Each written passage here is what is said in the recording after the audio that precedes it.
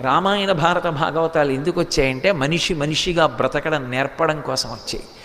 ఎంత ఎదిగినా నేనెంతటి వాడినండి అనడానికి ఎంతో సంస్కారం ఉండాలి. నేనెంతటి వాడినో తెలుసా అనడానికి అహంకారం ఒక్కటి ఉంటే చాలు.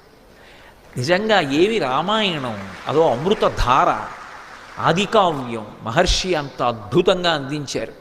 ఆయన అంటారు, అల్పశేషమిదం కార్యం దృష్టేయమసి తేక్షణ త్రీనుపాయానతిక్రమ్య చతుర్థమిహ విద్యతే అంటారు.